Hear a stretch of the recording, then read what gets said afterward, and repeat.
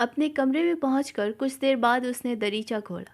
سامنے سمندر ٹھاٹھے مار رہا تھا۔ سیاہ فام سنہالی آیائیں چند انگریز بچوں کو ریت پر کھلانے میں مصروف تھیں۔ ایک سنہالی عورت بالوں میں پھول ارسے مونگے کے ہار بیچتی دریچے کے نیچے سے گزری۔ Beds madam, very nice beds, اس نے اوپر دیکھ کر کہا۔ اس نے دریچہ بند کر دیا اور سنگھار میز کے سامنے آ کر بیٹھ گئی۔ اب کیا ہوگا؟ گھنٹے بھر بعد دروازے پر دستک ہوئی اور سفید سیرونگ میں ملبوس بیرے نے اندر آ کر ایک کارڈ پیش کیا۔ عرفان احمد کاظمی۔ اوہ تھینک یو۔ بوڑھا سنہالی بیرا بڑی شفقت سے مسکرایا۔ وہ جلدی جلدی بال درست کر کے نیچے چلی گئی۔ عرفان ٹیرس پر رنگین چھتری کے نیچے بیٹھا کسی سنہالے سے باتیں کر رہا تھا۔ اسے دیکھ کر وہ کرسی سے اٹھا۔ مسٹر رتن سنگھ جے سوریا، مسز اور ڈاکٹر میر چندانی، اس نے سنہالی سے تعارف کرایا۔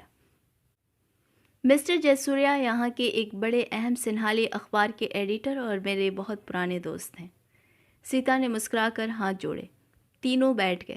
سیتا نے ذرا بے چینی سے چاروں طرف نظر ڈالی۔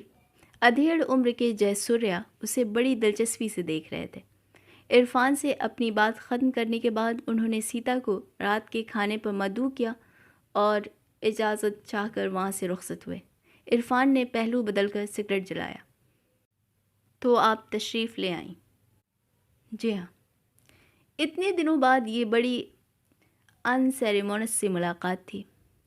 تم نے یہ لکھا ہی نہیں کہ اچانک یہاں کیوں نازل ہو رہی ہو۔ میں سمجھا کہ تم بھی کسی سرکاری کام کے لیے آنے والی ہو۔ کولمبو انٹرنیشنل کانفرنسوں کا شہر ہے۔ خط میں پوری داستان کیا لکھتی، آپ کو خود ہی اچھی طرح معلوم ہے۔ واقعہ یہ ہے کہ اب میں سوچتا ہوں کہ مجھے تمہارے متعلق کچھ بھی نہیں معلوم۔ اس کا دل ڈوب سا گیا۔ دوسرے لہجے اس نے سنبھل کر پوچھا، آپ کو کیسے پتہ چلا کہ میں یہاں ہوں؟ میں بھی یہیں ٹھہرا ہوں۔ تم نے یہ بھی نہیں لکھا کہ کس روز پہنچ رہی ہو۔ بہرحال تمہیں تلاش کرنے میں زیادہ دقت نہیں ہوئی۔ جمیل سے ملاقات ہوئی؟ جمیل یہیں ہے؟ تم ان سے ملنے آئی ہو؟ بڑی سخت ڈارک ہارس ہو، اس نے ایسٹرے میں سگریٹ بجھاتے ہوئے کہا۔ دفعتاً وہ بڑا مایوس نظر آیا۔ آپ کا کیا خیال تھا میں اتنی دور چل کر محض آپ کے درشن کے لیے آئی ہوں؟ یو ہیو ہوپس، اس نے ہنس کر جواب دیا۔ یک لخت ماحول کا کھچاؤ دور ہو گیا۔ وہ بھی خوب ہنسا۔ آپ ان سے جا کر ملیے، آج، ابھی، فوراً۔ UN والوں سے معلوم کر لیجیے کہ وہ کہاں ٹھہرے ہیں۔ کیا پتہ وہ بھی یہیں ہوں۔ وہ سفید پڑ گئی۔ پھر اس نے جلدی جلدی کہنا شروع کیا، آپ ان سے راہل کے متعلق بات کیجیے اور ان سے کہیے کہ ایک بار مجھ سے مل لیں، صرف ایک بار۔ وہ اپنی گھبراہٹ چھپانے کے لیے چند لمحوں تک کوٹ کی جیب میں سگریٹ کیس تلاش کرنے کے بعد کہنے لگا، میں ان سے آج تک نہیں ملا ہوں سیتا۔ میری ان سے اتنی بے تکلفی کیسے ہو سکتی ہے کہ میں چھوٹتے ہی ان کے خالص نجی معاملے میں اس طرح جا کر ٹانگ گڑاؤں؟ مگر آپ نے کہا تھا۔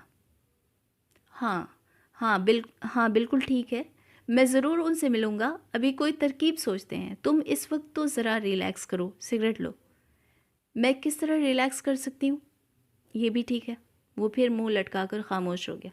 سامنے سے خوبصورت ڈچ برگر لڑکیوں کا ایک پورا گزرا۔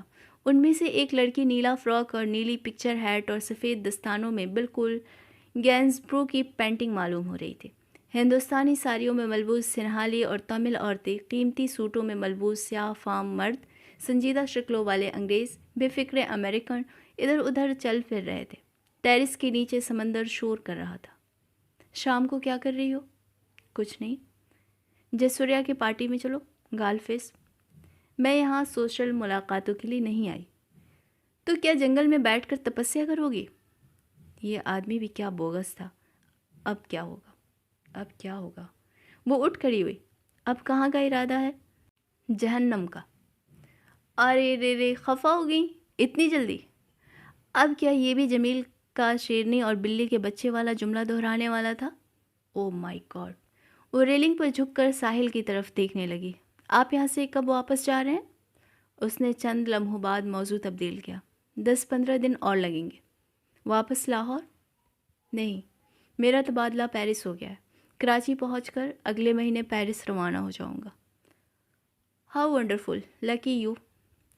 पेरिस जाना कोई ख़ास वंडरफुल बात तो नहीं, और लकी तो मैं ज़िंदगी में आज तक किसी सिलसिले में नहीं रहा। वहाँ कितने अरसे रहिएगा? पता नहीं, फ़िलहाल तो 2 साल के लिए जाना है। अच्छा, अगर तुम डिनर पर नहीं चल रही हो तो मुझे इजाज़त दो। मुझे अभी ज़रा कॉन्फ्रेंस के चंद लोगों से भी मिलना है।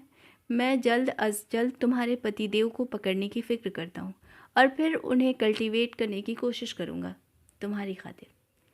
लोगों को कल्टीवेट करना तो आपको खूब आता है, कोशिश की क्या ज़रूरत है? सीता ने ज़रा तल्खी से जवाब दिया। वो हंसा।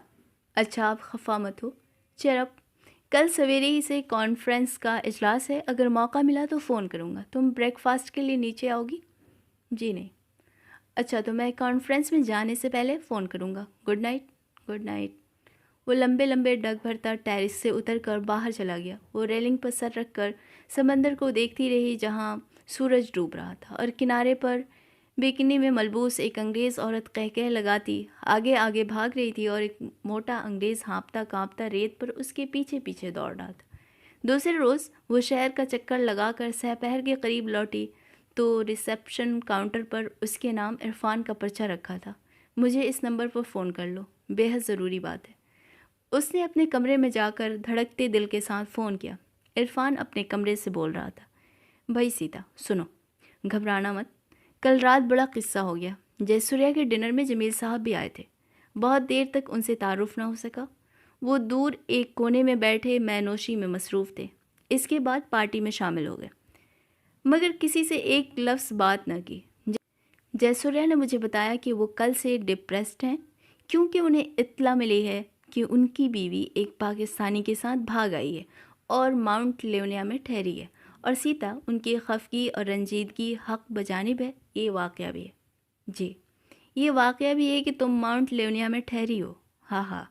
अच्छा, अब भला ये मालूम होने के बाद मैं उनसे क्या बात करता? मैं तो डिनर ख़त्म होने से पहले ही कान दबाकर भाग आया। आप इतने इतने डरपोक निकले। वो फिर हंसा। अरे भाई, मैं मजाक कर रहा हूँ। अब एकदम ये कोई आगा हशर का ड्रामा तो नहीं हो रहा है कि मैं भी उनके सामने जाकर डायलॉग बोलना शुरू कर दूँ। तौफीक किस हाल में है और शेर लोहे के जाल में है। ज़रा 1-2 दिन में मौका महल तलाश करके उनसे बात करूँगा। आदमी काफ़ी टेढ़े मालूम होते हैं, अपने बाकी ख़ानदान वालों से बिल्कुल मुख्तलिफ।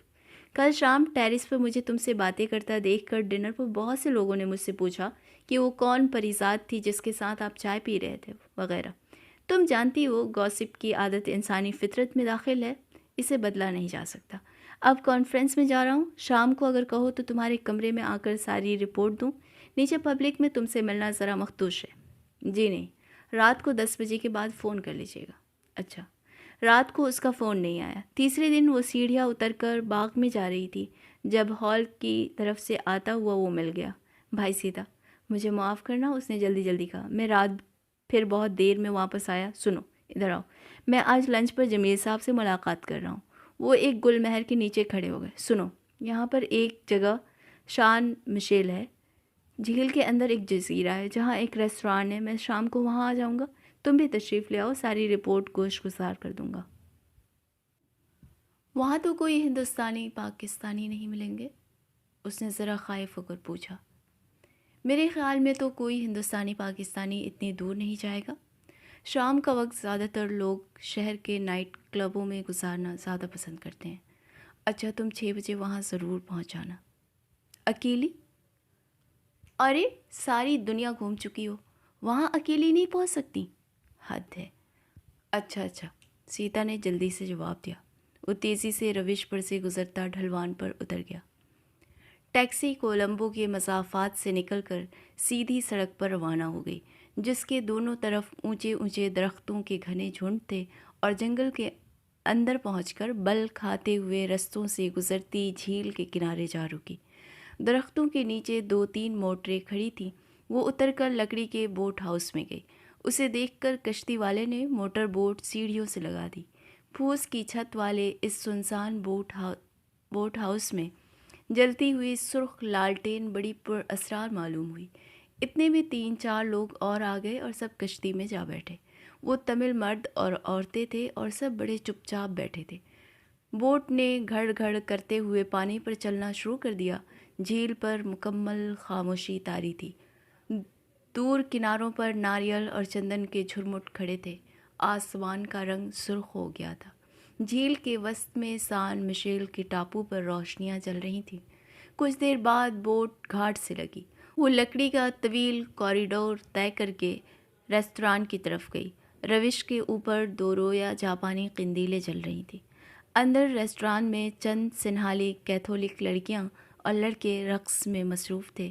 برآمدوں میں اکا دکا لوگ کھڑے تھے۔ بڑا اداس اور ڈپریسنگ ماحول تھا۔ آرکیسٹرا انیتا برائٹ کا اداس نغمہ بجا رہا تھا اور ایک ڈچ برگر لڑکی مائکرو فون کے سامنے کھڑی گا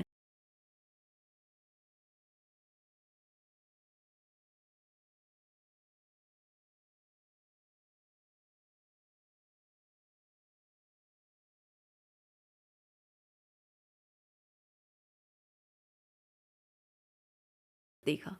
عرفان کہیں نہیں تھا۔ وہ سیڑھیاں اتر کر جزیرے کے دوسرے کنارے کی طرف گئی، جہاں ایک چوبی پویلین جو جھیل کے عین وسط میں لکڑی کے کھمبوں پر استادہ تھا، ایک چھوٹے سے پل کے ذریعے جزیرے سے ملحق تھا۔ وہ اس پویلین میں داخل ہوئی۔ یہ بھی سنسان پڑا تھا۔ ایک سرے پر کوئی سنہالی جوڑا ریلنگ سے ٹکا پانی کی لہروں کو دیکھ رہا تھا۔ اب سورج ڈوب چکا تھا۔ جھیل کا پانی قرمزی ہو گیا تھا۔ چند لمحوں میں یہ سرخی رات کی سیاہی میں تبدیل ہو گئی۔ سیتا، اس نے مڑ کر دیکھا۔ عرفان کونے کی میز پر سے اٹھ کر آیا۔ تم نے دیکھا نہیں، میں اس طرف بیٹھا تھا۔ وہ ریلنگ کے برابر بچھی ہوئی کرسیوں پر بیٹھ گئے۔ سیتا جھک کر لہروں کو دیکھنے لگی۔ کتنی خوبصورت جگہ ہے یہ۔ ہاں ہاں، خوبصورت تو ہے، مگر اب کام کی بات سنو۔ فرمائیے۔ سیتا نے نظریں اٹھا کر اسے دیکھا۔ بزنس لائک نظر آنے کی کوشش میں مصروف تھا۔ دور رقص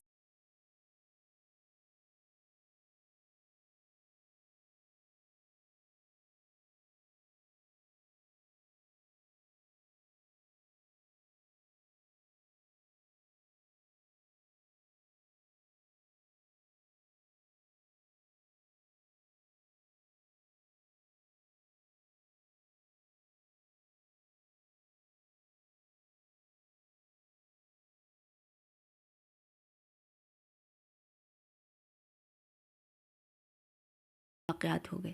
عرفان نے سگریٹ جلا کر جلدی جلدی کہنا شروع کیا۔ ایک تو یہ کہ یہ بات کافی پھیل گئی ہے کہ تم یہاں آئی ہو، اور بڑی عجیب سی بات ہے نا کہ تم اور تمہارے صاحب بہادر دونوں اسی شہر میں موجود ہیں، اور لوگ باغ جانے کیوں مجھے رقیب روسیہ سمجھنے پر تلے ہوئے ہیں۔ یہ تو اچھا خاصا ہنگامہ ہو گیا۔ تم نے پہلے اس کے متعلق کیوں نہیں سوچا؟ اب کانفرنس کے بعد شام کی محفلوں میں لوگوں کو یہ بے حد عمدہ گوسپ ہاتھ آ گئی ہے، اور انڈو پاکستان جھگڑوں کے پیش نظر یہ صورتحال اور بھی زیادہ تشویشناک ہے۔ چند حضرات کو تو یہ یقین کامل ہے کہ میں جمیل کی بیوی کو اڑا لایا ہوں اور اسے ماؤنٹ لیونیا میں چھپا رکھا ہے۔ آج ایک صاحب کہہ رہے تھے کہ میاں پریشان کیوں ہوتے ہو، دوسری کی بیوی کا اغوا کرنا خالہ جی کا گھر نہیں۔ سیتا نے ایک جھرجھری سی لی۔ اب کیا ہوگا؟ وہ ہنسا۔ ہوگا کیا، انڈو پاکستان تعلقات مزید خراب ہوں گے۔ ممکن ہے کوئی کرائسس بھی ہو جائے جس پر ہمارے وزیر خارجہ کا بیان چھپے گا۔ تمہارے ہاں لوک سبھا میں سوالات کیے جائیں گے، اخباروں میں دھڑا دھڑ خبریں چھپیں گی۔ دیکھتی جاؤ، ابھی تو ابتدائے عشق ہے بھائی۔ آپ کسی وقت بھی مذاق سے باز نہیں آتے، پر بتائیے اب میں کیا کروں؟ میں پوچھتا ہوں، تم یہاں آئی کیوں؟ اگر جمیل سے ملنا تھا تو امریکہ چلی جاتی۔ امریکہ چلی جاتی؟ اور وہاں تک جانے کا کرایہ آپ دے دیتے، اس نے غصے سے کہا۔ آج لنچ پر جمیل صاحب سے ملاقات نہیں ہو سکی۔ وہ حسرت آئی ہی نہیں۔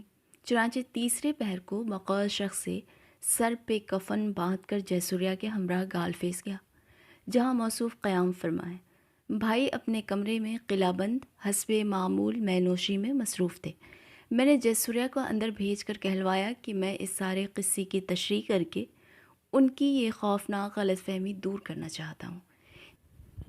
جے سوریا یہ جواب لایا کہ عرفان صاحب سے کہہ دینا کہ قمر الاسلام چودھری کی جیسی ٹھکائی میں نے نیو یارک میں کی تھی وہ آج تک نہیں بھولا ہوگا، لہٰذا اپنی جان کی خیر مناتے ہو تم میرے سامنے نہ آنا۔ پویلین میں ہوا کا خنک جھونکا داخل ہوا جس سے سیتا کے بال اڑنے لگے۔ اس نے اپنی سیاہ لٹے لپیٹ کر سر ڈھانپ لیا۔ تمہیں پتہ ہے، وہ آہستہ آہستہ کہہ رہا تھا، تم اپنی کشتیاں جلا چکی ہو۔ قمر کا قصہ جو تھا سو تھا۔ جمیل کو پروجیش چودھری کی خبریں بھی پہنچ چکی ہیں۔ وہ سفید پڑ گئی۔ آپ کو کس نے بتایا؟ مجھے برابر تمہارا خیال رہتا ہے، اور اگر تم برا نہ مانو، کیونکہ تم ایڈلٹ بننے کی کوشش بہت کرتی ہو مگر ہو نہیں۔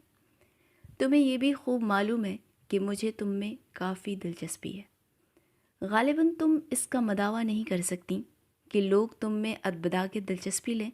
یہ دوسری بات ہے کہ اپنی حد تک تم بھی ان کا دل نہیں توڑنا چاہتی۔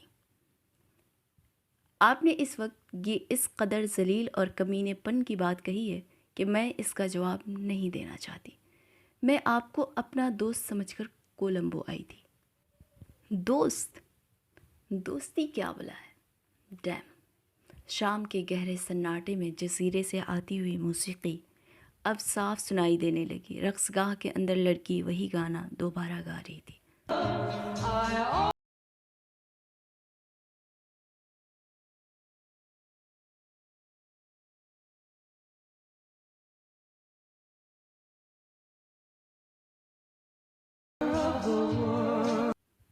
وہ یکلخت اٹھ کھڑا ہوا۔ اب رات کافی ہو گئی ہے، کولمبو واپس جاؤ۔ تم پہلی کشتی سے کنارے پر واپس چلی جاؤ، میں بعد میں واپس آ جاؤں گا۔ کیا پتہ واقعی ریستوراں میں کوئی مجھے یا تمہیں پہچان لے۔ رات پڑے یہاں مجمع زیادہ ہو جاتا ہے۔ Good night. وہ اسے پویلین کے چوبی پل تک پہنچانے بھی نہیں آیا۔ وہ روش پر آئی، گھاٹ کے سمت جانے کے لیے رقص گاہ کے راستے پر سے گزری تو ریسٹورانٹ کے سنبھالی مینیجر نے، جو ڈی جے پہنے بالکل پینگوئن لگ رہا تھا، سامنے سے آ کر اس سے کہا، مس، آپ بہت جلدی واپس جا رہی ہیں، ڈنر کے لیے نہیں ٹھہریے گا؟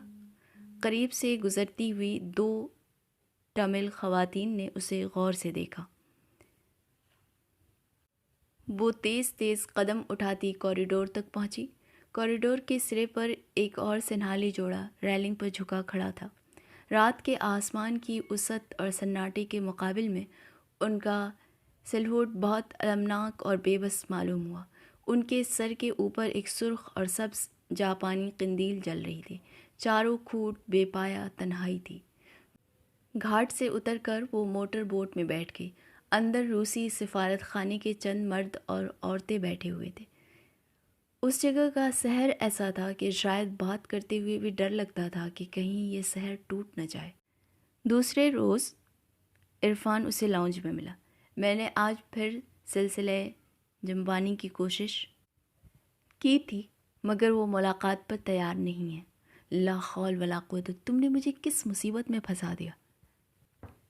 مجھے افسوس ہے کہ میں نے آپ کو مصیبت میں پھنسایا۔ میرا خیال تھا کہ ہم تینوں متمدن افراد ہیں اور اسی سطح پر یہ خالص ہیومن معاملہ آپ کے صلاح مشورے سے طے ہو سکے گا۔ پھر تم نے اڑنگ بڑنگ اڑانا شروع کیا، عرفان نے چڑھ کر جواب دیا۔ میں اگلے 6 دن تک کانفرنس کے کام میں بے حد مصروف رہوں گا۔ تم یہاں اتنا وقت بیکار کیسے گزارو گی؟ بہتر یہ ہے کہ اسکینڈل کا زور کم کرنے کے لیے کم از کم 1 ہفتے کے لیے کینڈی وغیرہ چلی جاؤ۔ اگلے منگل سے مجھے فرصت ہے، اس کے بعد ہم بیٹھ کر کچھ سوچ سکیں گے۔ مگر جمیل، ان کی فکر نہ کرو، وہ بھی ابھی ہفتہ 10 دن اور ٹھہر رہے ہیں، لیکن تم اب خدا کے لیے یہاں سے رفو چکر ہو، کسی امریکن ٹورسٹ بڑھیا کو ہمراہ لے لو۔ ہوٹل ان سے بھرا ہوا ہے، وہ ساتھ ہو جائے گی اور تم جی بھر کر اس کی معلومات عامہ میں اضافہ کرتی رہنا۔ اچھا، اس نے ایک بار پھر فرمانبرداری سے جواب دیا۔ میں امریکن ایکسپریس سے بات کر کے ابھی تمہارے لیے بہت سخت فرسٹ کلاس ٹور کا انتظام کروائے دیتا ہوں۔ اس نے کاؤنٹر پر جا کر ٹیلی فون کا ریسیور اٹھایا۔